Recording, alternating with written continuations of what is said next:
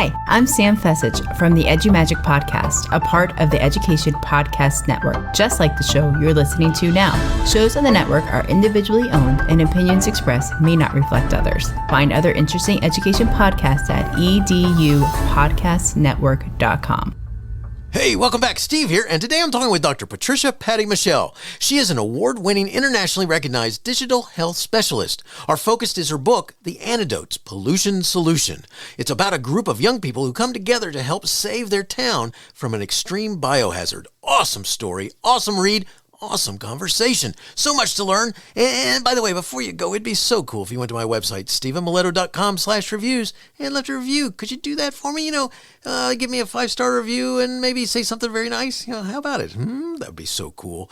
You are so awesome. Thanks for listening. Thanks for sharing, and enjoy the show. It's the Education Podcast, your favorite show, with lots of groovy guests and they share what they know. So crank it up to 10 and let your neighbors know that here's another show with Dr. Steve Miletto. Teaching, learning, leading K12. Teaching, learning, leading K12. Teaching, learning, leading K12. With Dr. Steve Miletto. Dr. Patricia Mechael is an award-winning, internationally recognized digital health specialist of 3 decades. Her work has been honored by the John Hopkins University Knowledge for the World Distinguished Alumnus Award, the British Council UK Education Social Impact Award, and the Rockefeller Foundation's Bellagio Resident Fellowship. On top of being a public health specialist, Patty is also a mom and author who combines her passions for technology and innovation, science, women's rights, and the environment to inspire kids and adults through her writing. Drawing on her career in global health, Patty's works wrestle with the toughest public health and societal issues of our time, including the environment, pandemic preparedness, responsible technology, and AI and mental health. She's recognized as a pioneer in the use of mobile and other technologies for health. In addition to having several books published, including her debut novel, The Antidotes, Patty has penned more than 100 publications on various aspects of public health and technology in scientific and health journals. Her writing draws on her more than 30 years of work in 45 countries in Africa, Asia, Europe, North America, and Latin America. She earned a PhD in Public Health and Policy from the London School of Hygiene and Tropical Medicine and a Master's in Health Science in International Health from the John Hopkins School of Public Health. She resides in Washington, D.C. For more information, see patriciamechel.com. You can also follow The Antidotes on Instagram at The Antidotes Series. And I'll put all that stuff in the show notes, and we'll talk about it towards the end so that we get to all correct spellings and all that good stuff. Today we're focused on her book, The Antidotes, Pollution Solution. Patty, thanks so much for joining me today, and say hi to everyone. Thanks for having me, Steve, and it's great to be here. Hello, everyone. Well, glad to have you here. And Patty, let's start with this. How'd you get focused on becoming a public health specialist? I mean, at some point you had to say, that's my thing. Yes, and it was a very concrete moment in time. I was an undergrad at Johns Hopkins University. And while I was there, I was studying international relations and pre-medicine. And I knew I wanted to be a doctor in Africa. I'm originally from Egypt. And so I envisioned myself working on the continent somewhere and addressing things like maternal and child health, hunger, poverty, etc., and those types of health issues. And the year was 1993. The World Bank had just published the World Development Report, and the theme was investing in health. And I was taking a class, fortunately for me, at Johns Hopkins. There's a wonderful school of public health, which I am now currently on the faculty of, and I studied there for my master's degree. And they had a class called Careers in International Health. And as part of that class, they introduced us to this report. And I still have my copy of the report. And I read that report cover to cover, underlining, highlighting, post-iting. And I decided that was me. And the reason was that I was so inspired by the fact that there are basic things that we know we can do to save people's lives and keep ourselves and those around us healthy. And it filled me with incredible optimism that through sort of collective action that we could help, thousands, if not millions of people at a time. Oh, that's awesome. That's very cool. Well, good stuff. It's cool because everything that you've written about and the stuff that you do, and it all comes back to this, and which is really neat. And now you've written a kind of like a YA novel that's focused on kind of the middle school age, I think, right in that range. And we're going to focus on this book. It's called The Antidotes, Pollution Solution. And I understand that you wrote it with your 10-year-old son. Okay, what was that like?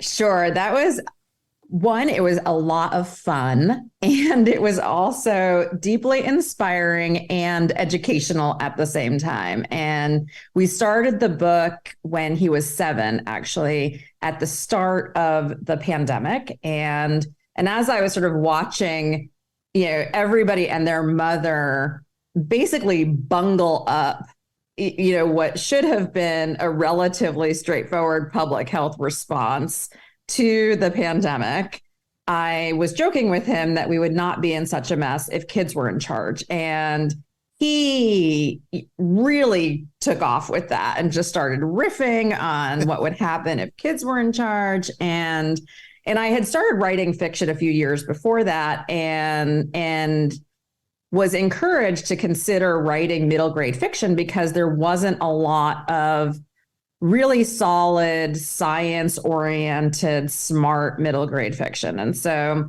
we played around with the idea of writing a middle grade fiction book about a group of kids who stop a future pandemic before it starts. And as the world shut down, it became our pandemic project. And I still have pictures from the Post-it sessions where we created the characters, we developed the storyline and the plot, and then also where we were playing around with different titles. The original title was Disease Stoppers, but by the end of the pandemic, no one wanted to talk about diseases anymore.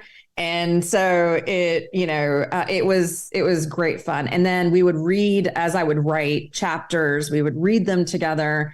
And this is where the educational part comes through. He would either look at me with a really puzzled look when he didn't understand something, or he would just come out and say, "Mom, nobody would say that.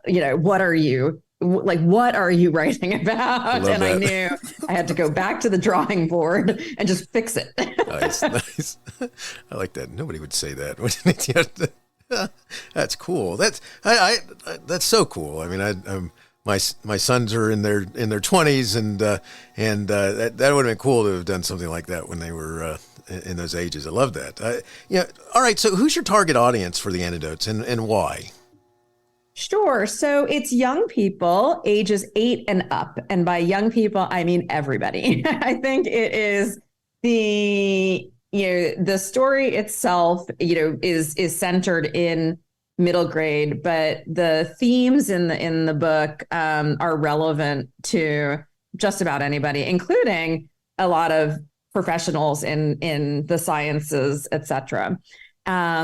I think also to, science teachers, as well as reading teachers, and fostering cross-disciplinary collaboration between science and reading. There's a lot of really great historical fiction that is used for cross-disciplinary learning in social studies and reading, but not a lot of science. And so what I wanted was to sort of create a fun way to engage young people in science, as well as diversity in the sciences. There's, an epic battle between, the young boy narrator Gear and the young girl narrator Izzy over, whether or not girls could be as good at science as boys, and the value of diversity and inclusion in sciences. And so it has a lot of different types of audiences, but the main audience being young people from 8 and up, as well as their parents, their teachers, etc. Very cool. Yeah, and just a note, it's what's really cool also about it is that you your book puts a team of friends together to solve a problem with science, and they only have a short time frame in which to answer it or to deal with it, to address the issue. And what I just like this idea of this team of different people coming together, especially kids who got a different outlook also on the world from their perspective. And I mean, why do you think kids will like this type of story? I mean, this type of premise? Sure. It is filled with shenanigans, and it is fun. It is fast. It is very action oriented. It definitely moves very quickly. And somebody described it to me sort of like the Breakfast Club, but for middle grade kids. Nice. And I really loved that description, because it really is kind of, you've got like it's a very diverse set of characters. Yes. You have Olu, who is the drama king and super into theater and drama and social media. You have Izzy, who's really quiet and shy, but really great at science until she's like not quiet and shy. And you learn that she's really great at other things too. You have Gear, who is sort of a natural born leader, but he has to grapple with his parents' pandemic divorce and living across two households. You have Leo, who is the quintessential techie who, loves to have his nose in his laptop, making video games.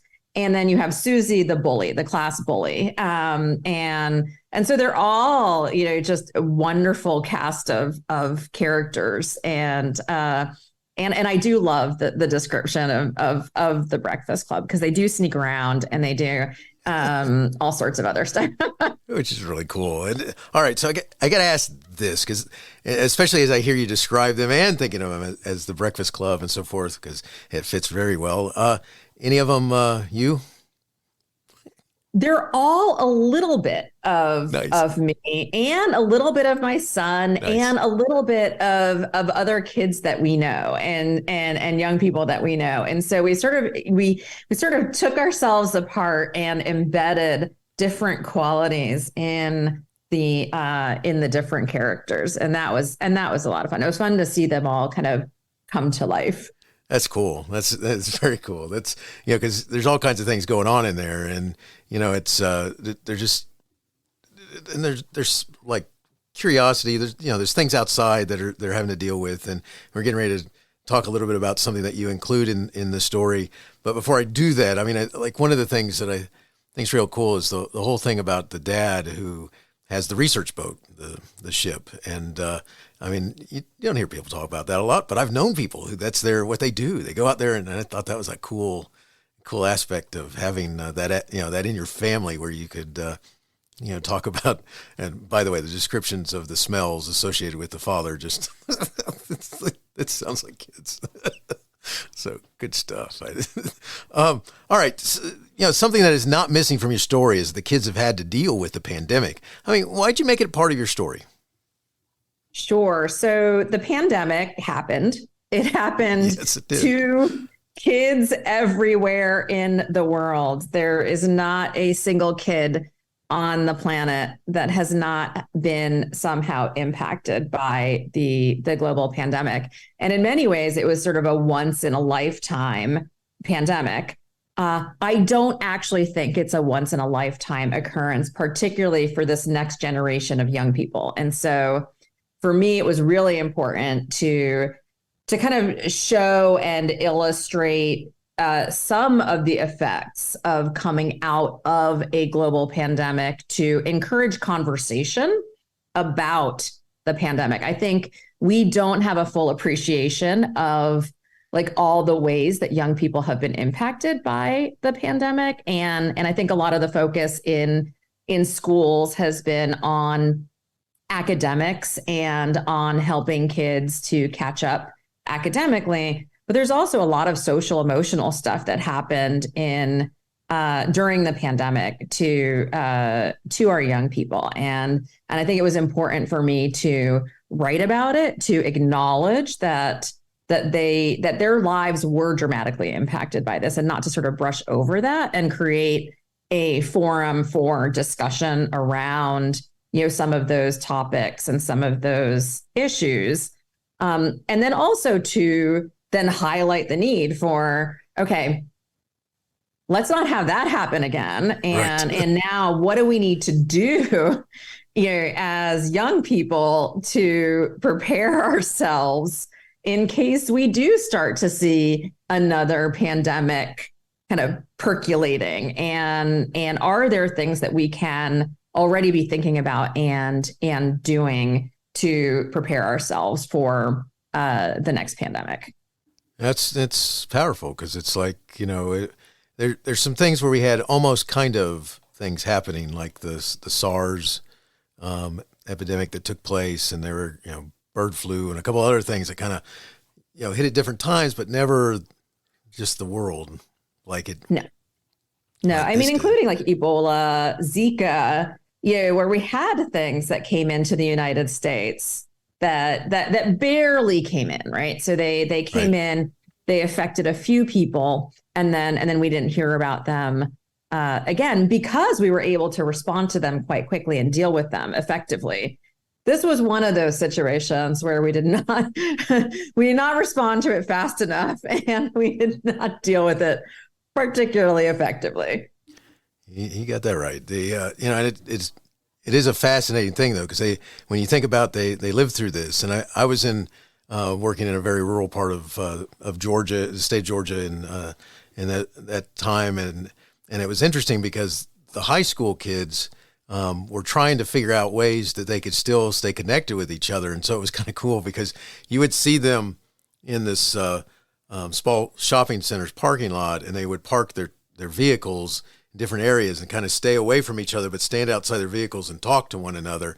And at some point, the police would come through and remind them to kind of, stay a little more separate, and or that when a curfew was enacted, that they had to hang it up. But that always impacted me when the need to have the social interaction was so strong that they, went back to doing something that was second nature to them when school was going on, that was a place to be. And you see them trying to make it happen. So, there's so many things that I think people don't realize how much it impacted the kids. No, and I don't think we'll realize it for like a long time. I think there are certain things that are going to manifest themselves throughout the lives of these young people that we may not be fully appreciative of or aware of now. I think you're right. So let's talk about plastic and issues in our real world. I mean, what are you hoping that the readers will take away from this part of the story?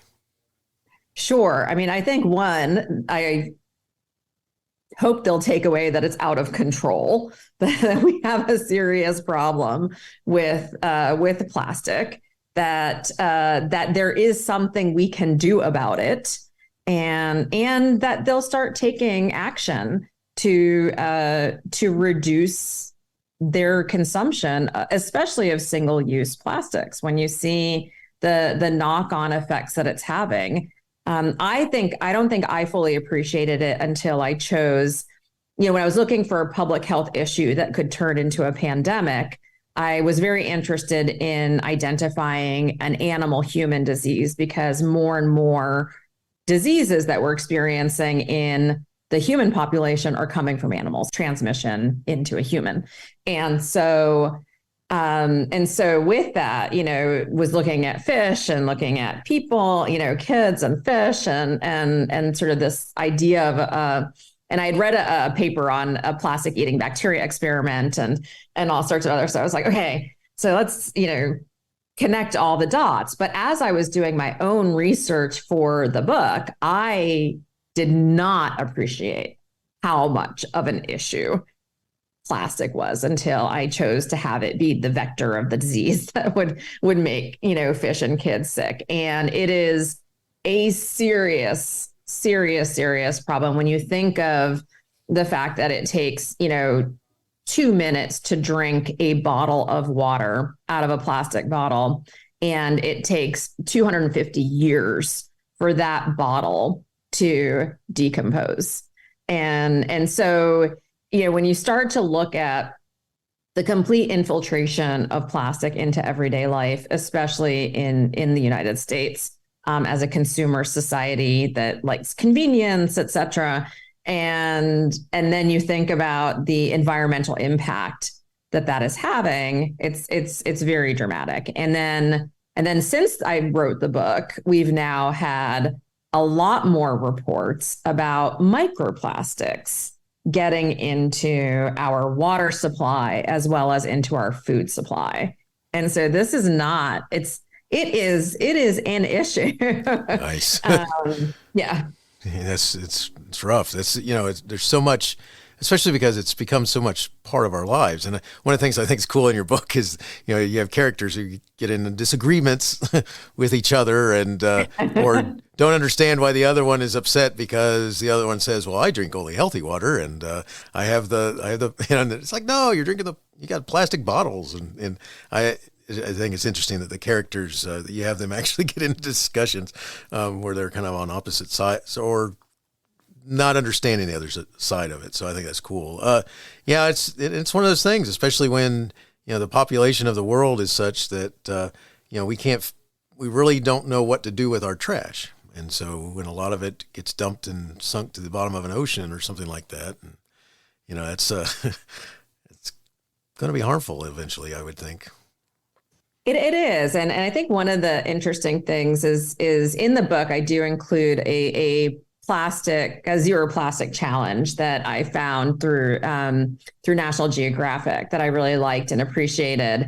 And we've taken the zero plastic challenge at home, and it is not easy. It is not easy, but you do start to identify patterns of plastic consumption and areas where you can reduce your plastic consumption, or you can start to cut, certain things out. And we've done that, and we've definitely reduced, and we've become a lot more conscious of our plastic consumption. We have not gotten to zero plastic. It is near impossible, but I think even just being able to go from, 50 pieces of plastic, that are less biodegradable to, 10 pieces of plastic that are more biodegradable is, a significant shift. And I think, if people can start to think in those terms and start to take action in those ways, I think that'll at least help us mitigate some of the spread of plastic in our environment. Makes sense. It's funny because we like going to zoos and stuff like that, where we go see animals and such. And, one of the things that a lot of zoos have are, like if you buy your lunch there or something like that, instead of having plastic utensils, they have these unique things that are made from either recycled products or something that there's some, I don't know if it's half the 1,000 years or whatever it is, but they're biodegradable of some sort. And it's kind of an interesting thing as you see people trying to come up with ways in places that, because a zoo is a place where they don't want the animals to ever, suddenly you see that the llama's eating a fork or something, and but it's interesting as you see humans trying to find out some way of still being able to have the convenience of whatever it is but replacing it with something that may not last as long. I don't know. Correct. And I think that's important. I mean, I'm now experimenting with poop paper for my dog. And Nice. Just to see, sort of what that was like. Because in our experiment, one of the biggest areas where I was like, I don't think I can not use, poop bags for my dog when I walk him. And now, there are plant-based and biodegradable poop bags, which is great. But there are also paper-based poop bags, and so we'll see how they all shake out. I like that. That's it. Because at first when you mentioned that, I was thinking have you ever had like a book or something that's been made out of, the paper's been made out of like elephant poop? Yeah. and so that's what when I thought you were talking about. I was like, no. So yes, it's cool, the different things that we're trying out. So good stuff. It gets a little you have to get used to it, I think. So Cool stuff. I got to ask you this. Do you have any thoughts about how a teacher could create an engaging lesson by using your book, The Antidotes, and information about pollution in our oceans, rivers, and lakes? Any thoughts about that? Yes. And actually, we just recently created an activity guide and discussion guide for classroom teachers using the book.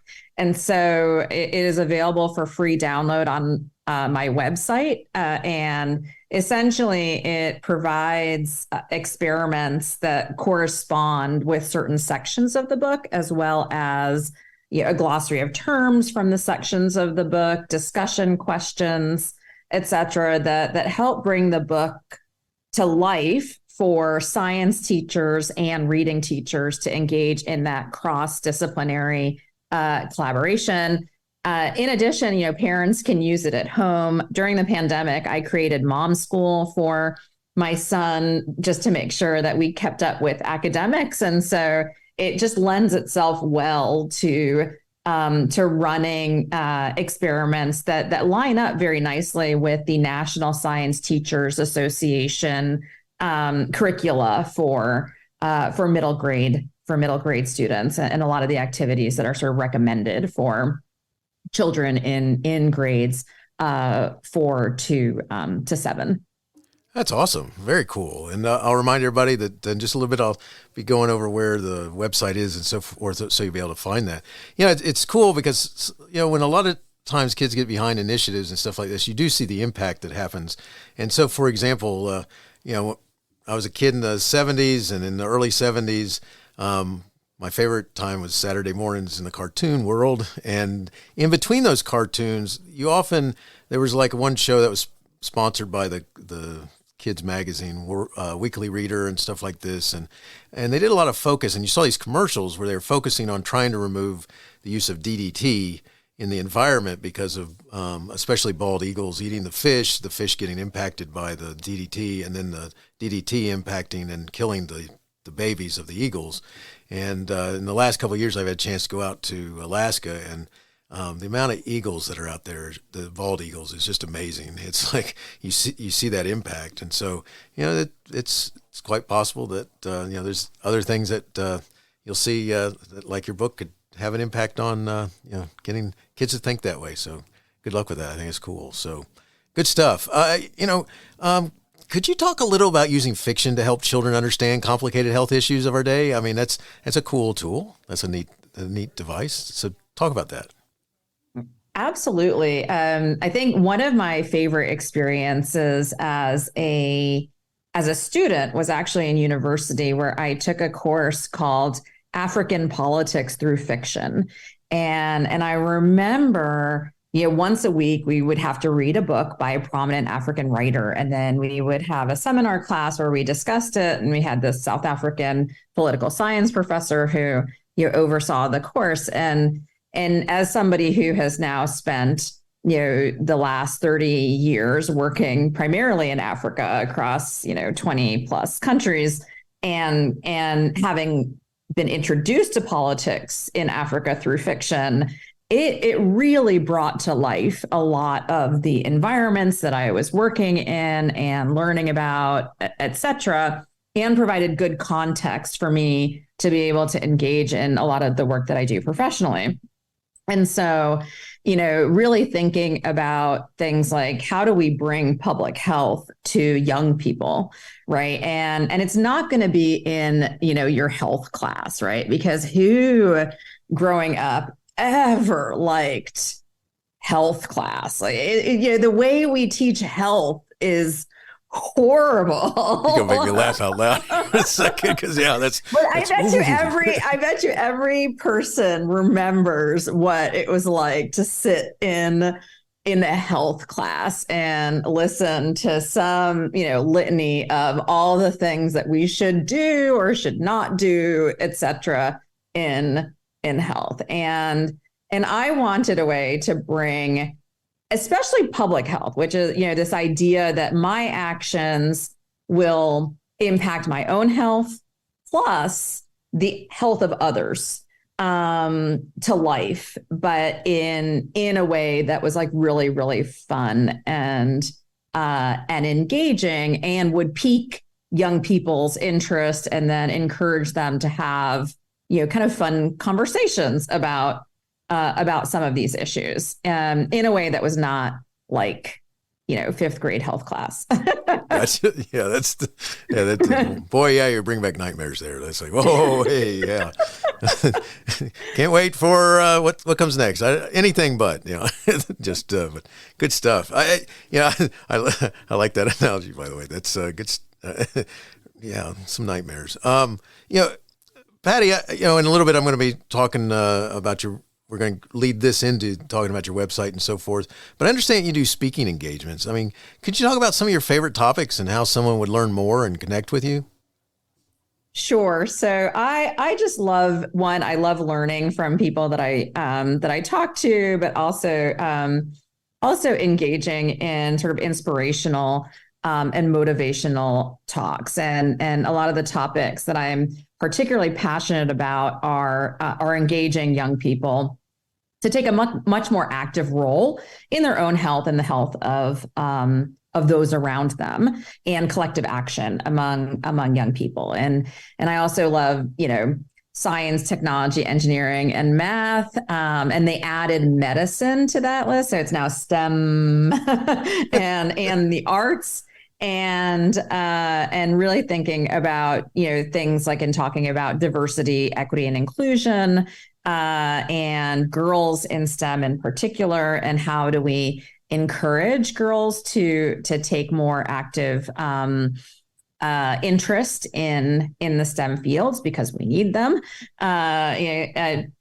General trends in public health and public health policy are some of the other issues, as well as technology and responsible technology. So I've spent a good part of the last 25, 30 years working on mobile phones and health, and there's the good, the bad, and the ugly of technology and health, and technology in society, and sort of ways in which it is, it's really beneficial for improving access to health for those that don't have it, but it can also be very detrimental in terms of increasing depression among young people, and that sort of thing. Gotcha. And I wish we had more time, because that's a whole other planet right there that I'd like to go into, which is talking about those technologies centered around the phone or the tablet, and just the different stuff that impacts people. But for another time, we'll have to do that another time. So good stuff. So tell me, where would you send anybody who wants to connect with you? Where's that website, and anything on social media? Where would you send them if they want to learn more and connect? Sure.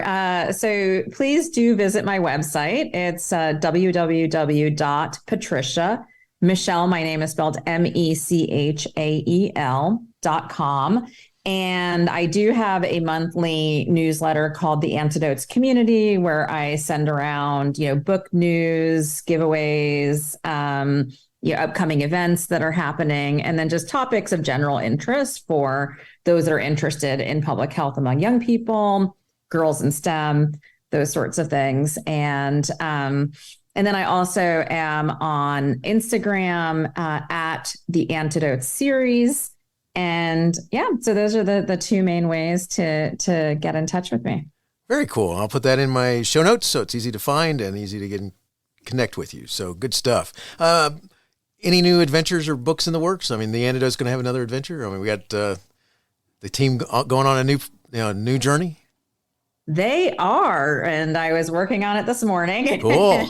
And, the second book in the series, the working title is Masters of Technology. So it is focused on technology, and the young people are exposed to an algorithm that exposes their private search history.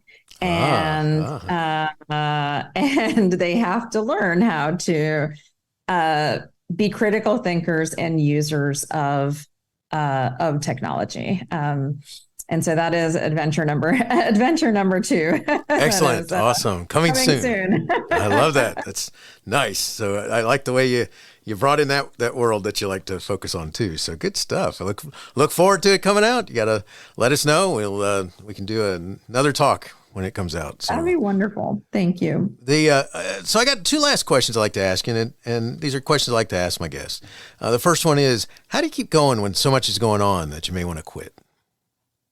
I think that's such a great question. And burnout is real. I do think that when especially in fields like public health or health in general, we've seen a lot of burnout among health professionals, et cetera.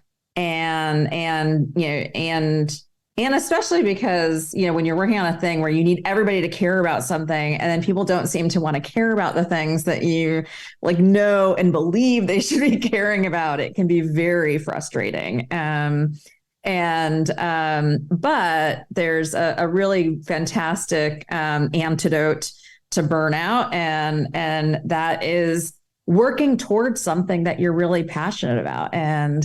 And so I read a book called Burnout that basically was just and it's true, when I am able to focus on something that I am really excited and passionate about, the other stuff that would normally get me down does not get me down. And it leaves me more hopeful and optimistic than not. And now working with young people makes me even more hopeful and optimistic, because they love science. They want to do something, for each other. They love working together. And so I'm much more optimistic that they'll overcome some of the more individualism that we've now seen that has left us in the situation that we're in with the climate and with public health. I think these young people are going to blow us away. I think they already do. They blow me away every day. I think they're going to continue to inspire and blow us away. Love that. Love it. Thank you. Last question. Do you have a teacher in your past who made a difference in your life? If so, who was it? And what would you say if given a chance to say thank you? I have more teachers that I know what to say with. I was very, very fortunate, but I will name one. And it's Dr. Gada Baku, who was my physics and chemistry teacher in high school. And talk about having a role model. She was from Liberia, had her PhD in chemistry, and just modeled what it was to be a fun, cool, hip woman in science, who I got to play her on teacher-student exchange day. Cool. And she staged a rebellion in my class. Oh, nice. You say thanks. It was a lot of fun. And but she was the one who encouraged me to look at international health as a field. And yeah, was just a fantastic role model. And I would just want to say to her, thank you for just being herself and bringing the passion and energy that she had for physics and chemistry into the classroom, but also the humanity and the fun and the way that she encouraged me and other students to pursue those fields in a way that we might not have without her as sort of a role model. That is so cool. So awesome. Patty, thanks so much for talking with me. The Antidotes Pollution Solution is an excellent story for getting kids interested in science issues of our day and hopefully maybe even solve some of these problems that we've created as adults. Wishing you success in everything you do. Thanks, Steve. Really appreciate it. Hey, you have been listening to Teaching Learning Leading K12, a podcast to help you help kids achieve their dreams. Teaching Learning Leading K12 is a member of the Education Podcast Network. Podcasts for educators, podcasts by educators.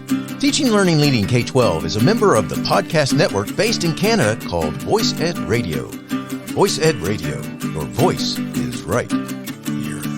The opinions expressed on Teaching Learning Leading K12 are those of the guests and host. Teaching Learning Leading K12 is intended to share ideas, advice, and suggestions. Teaching Learning Leading K12 is produced for educational purposes. Hey, thanks for listening. It would be awesome if you visited my website at stephenmiletto.com and connected with me, left a review, and listened to more episodes. And by the way, you could also share it with your friends, with your family, and your colleagues. Thanks so much. You're awesome.